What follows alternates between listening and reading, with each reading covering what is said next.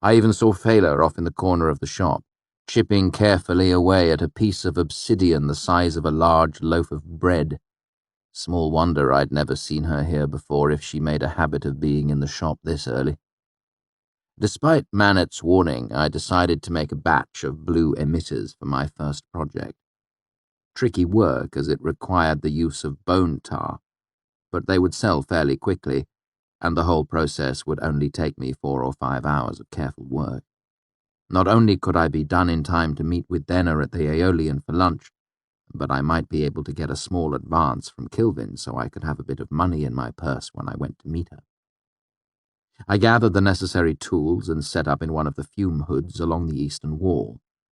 I chose a place near a drench, one of the 500-gallon tanks of twice-tough glass that were spaced throughout the workshop. If you spilled something dangerous on yourself while working in the hoods, you could simply pull the drench's handle and rinse yourself clean in a stream of cool water. Of course, I would never need the drench so long as I was careful, but it was nice having it close, just in case. After setting up the fume hood, I made my way to the table where the bone tar was kept. Despite the fact that I knew it was no more dangerous than a stone saw or the sintering wheel, I found the burnished metal container unnerving. And today, something was different. I caught the attention of one of the more experienced artificers as he walked past. Jacksim had the haggard look common to most artificers in the middle of large projects, as if he were putting off sleep until it was entirely finished. "Should there be this much frost?" I asked him, pointing out the tar canister. Its edges were covered in fine white tufts of frost like tiny shrubs. The air around the metal actually shimmered with cold. Jacksim peered at it, then shrugged. "Better too cold than not cold enough," he said with a humorless chuckle. Kaboom! I couldn't help but agree, and guessed that it might have something to do with the workshop being cooler this early in the morning. None of the kilns had been fired up yet, and most of the forge fires were still banked and sullen. Moving carefully, I ran through the decanting procedure in my head, making sure I hadn't forgotten anything. It was so cold that my breath hung white in the air. The sweat on my hands froze my fingers to the canister's fastenings the same way a curious child's tongue sticks to a pump handle in the dead of winter. I decanted about an ounce of the thick, oily liquid into the pressure vial and quickly applied the cap. Then I made my way back to the fume hood and started preparing my materials. After a few tense minutes, I began the long, meticulous process of preparing and doping a set of blue emitters. My concentration was broken 2 hours later by a voice behind me.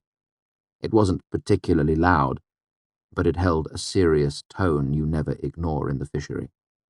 It said, "Oh my God!" Because of my current work, the first thing I looked at was the bone tar canister.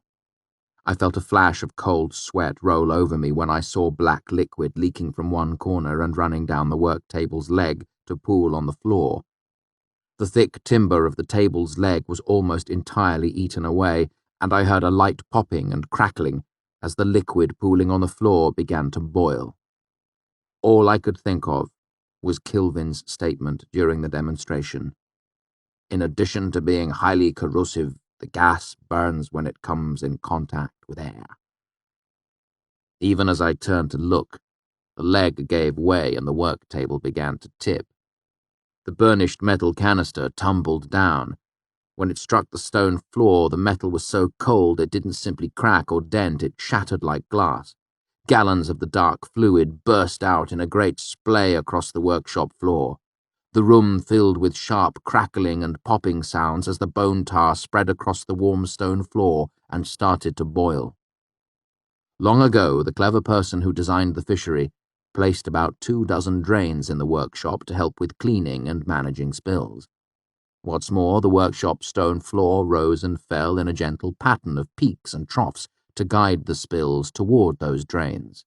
That meant as soon as the container shattered, the wide spill of oily liquid began to run off in 2 different directions, heading for 2 different drains.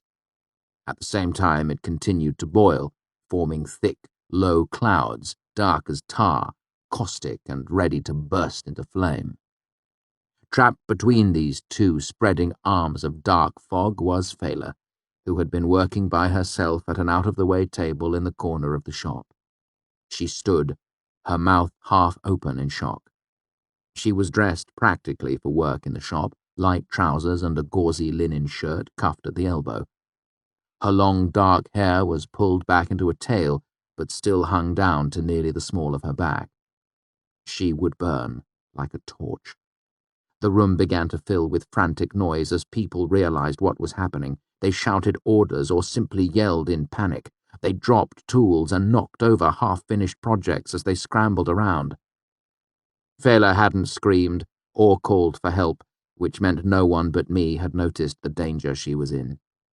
If Kilvin's demonstration was any indication, I guessed the whole shop could be a sea of flame and caustic fog in less than a minute. There wasn't any time. I glanced at the scattered projects on the nearby work table, looking for anything that could be of some help, but there was nothing.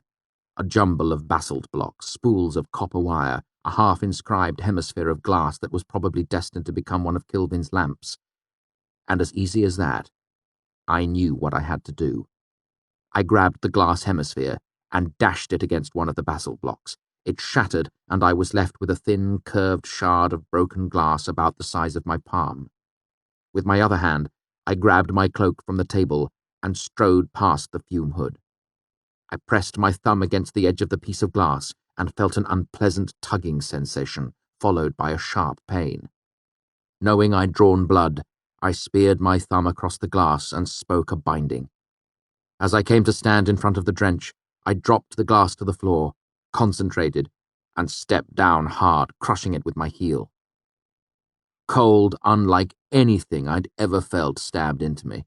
Not the simple cold you feel in your skin and limbs on a winter day. It hit my body like a clap of thunder. I felt it in my tongue and lungs and liver. But I got what I wanted. The twice-tough glass of the drench spider-webbed into 1,000 fractures, and I closed my eyes just as it burst. 500 gallons of water struck me like a great fist, knocking me back a step and soaking me through to the skin. Then I was off, running between the tables. Quick as I wasn't quick enough. There was a blinding crimson flare from the corner of the workshop as the fog began to catch fire, sending up strangely angular tongues of violent red flame. The fire would heat the rest of the tar, causing it to boil more quickly. This would make more fog, more fire, and more heat. As I ran, the fire spread. It followed the two trails the bone tar made as it ran towards the drains. The flames shot up with startling ferocity, sending up 2 curtains of fire, effectively cutting off the far corner of the shop. The flames were already as tall as me and growing. Fela had worked her way out from behind the workbench and hurried along the wall towards one of the floor drains. Since the bone tar was pouring down the grate, there was a gap close to the wall, clear of flame or fog.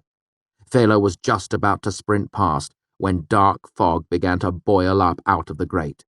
She gave a short, startled shriek as she backed away. The fog was burning even as it boiled up, engulfing everything in a roiling pool of flame. I finally made my way past the last table. Without slowing, I held my breath, closed my eyes, and jumped over the fog, not wanting to let the horrible corrosive stuff touch my legs. I felt a brief, intense flash of heat on my hands and face, but my wet clothing kept me from being burned or catching fire. Since my eyes were closed, I landed awkwardly, banging my hip against the stone top of a work table. I ignored it and ran to Fela. She had been backing away from the fire towards the outer wall of the shop, but now she was staring at me, hands half raised protectively. "Put your arms down!" I shouted as I ran up to her, spreading my dripping wet cloak with both hands. I don't know if she heard me over the roar of the flames, but regardless, Fela understood. She lowered her hands and stepped towards the cloak. As I closed the final distance between us, I glanced behind and saw the fire was growing even faster than I'd expected. The fog clung to the floor, over a foot deep, black as pitch. The flames were so high I couldn't see to the other side, let alone guess how thick the wall of fire had become. Just before Fela stepped into the cloak, I lifted it to completely engulf her head. I'm going to have to carry you out, I shouted as I bundled the cloak around her. Your legs will burn if you try to wade through. She said something in reply, but it was muffled by the layers of wet cloth, and I couldn't make it out over the roar of the fire. I picked her up, not in front of me like Prince Gallant out of some storybook, but over one shoulder, the way you carry a sack of potatoes. Her hip pressed hard into my shoulder, and I pelted towards the fire. The heat battered the front of my body, and I threw my free arm up to protect my face, praying the moisture on my trousers would save my legs from the worst of the corrosive nature of the fog. I drew a deep breath just before I hit the fire, but the air was sharp and acrid. I coughed reflexively and sucked down another lungful of the burning air just as I entered the wall of flame. I felt the sharp chill of the fog around my lower legs, and there was fire all around me as I ran, coughing and drawing in more bad air. I grew dizzy and tasted ammonia. Some distant, rational part of my mind thought, of course, to make it volatile. Then nothing.